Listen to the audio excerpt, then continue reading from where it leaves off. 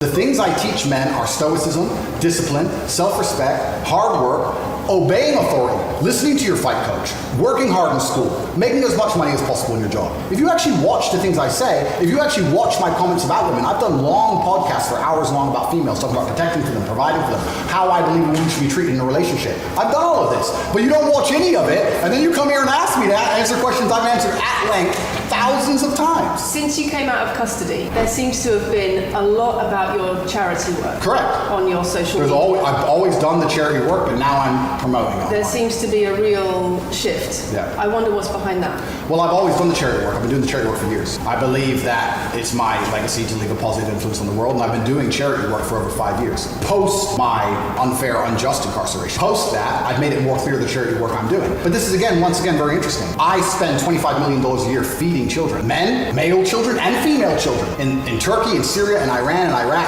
I literally spend $25 million a year feeding children. And I'm still the worst man in the world because 4 years ago I made a sarcastic comment. Because some people would look at that and say, okay, so before you got money from attracting people to your website by making controversial comments, but that might have got you into trouble. And so now you're looking for a new market. You're looking for a new market of followers who are attracted by a different sort of persona. I've always done the charity work, so that is obviously incorrect. And I have proof that I've always done the charity work, so you're wrong, firstly. I believe that if you have a lot of wealth, you should help people, and I'm helping people. I also think it's very, very interesting that you cannot find another celebrity in the UK or anywhere else who's spending £25 million a year feeding children in war-torn countries. I'm doing that, and I've been doing that for a long time without even mentioning it. I never even said it. And now that I've said it, people are going to attack me for it and say that it's disingenuous. The person in Sudan who's eating the meal, do you think they believe it's disingenuous? No, I think they feel pretty good that Andrew Tate fed them. And to sit here and say that I'm a bad person now because I'm manipulating charity, because I'm using charity, I'm just trying to do good in the world. That's all I've ever been trying to do. Just to put on the record then, you said that you've invited us into your house. Correct. We're here because you're under house arrest. Correct. If you were free to leave, we would have negotiated a more neutral setting.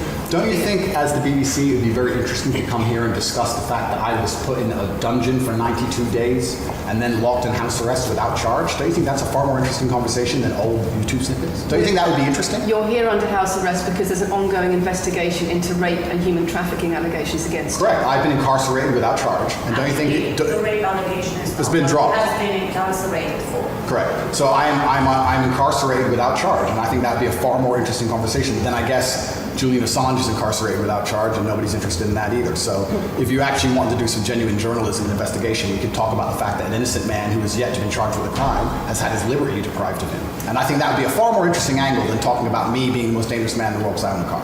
And this question about schools being very worried about your influence. Yes. Boys in primary school, or boys as young as 11 are quoting you at school, attacking girls, refusing to respect female teachers. Would you like to say anything about that? I'd like to say a lot. First things first, as I've repeatedly said, and the only reason I keep repeating is to ensure this interview will be edited. I am a positive force for the world, and I teach children discipline. I teach the world discipline, male or female, of any age, and a lot of women listen to me as well. 40% of the people who listen to me are actually female. Secondly, I do understand with my massive influence, and I am now the one of the most influential people on the planet, that I do have to be slightly more careful with things I say. I'm not going to disagree with that. The idea that I said something 5 years ago on a video that got 300 views... So what do you mean, being slightly more careful? I'll give you an example. Some of the jokes I made 4 or 5 years ago on a YouTube channel that got 300 views, I would no longer make... Like what? Like the OnlyFans joke, the one you mentioned repeatedly. When she said, my man's car is my car, and then she said she did OnlyFans, and I said, what do you saw on OnlyFans? She said, my tits. And I said, well, those are your man's tits. As a joke,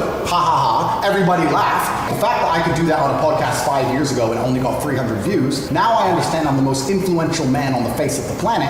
I would be more careful with certain things I say. That doesn't mean the things I originally said were genuinely out to harm people. Do you really believe you're the most influential man on the face of the planet? I'm the most Googled person on the planet. Do you believe you're the most influential man on the face of the planet? I'm the most Googled man on the planet. I think we're done. Yep.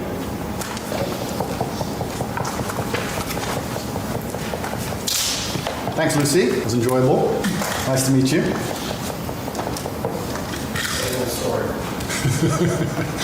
No, it was fun. It was good. I enjoyed it. De-mic me. I don't want to damage anything. Very nice to meet you, Lucy. Thank you. Very nice to meet you. Goodbye. It's a very polite staff at the BBC.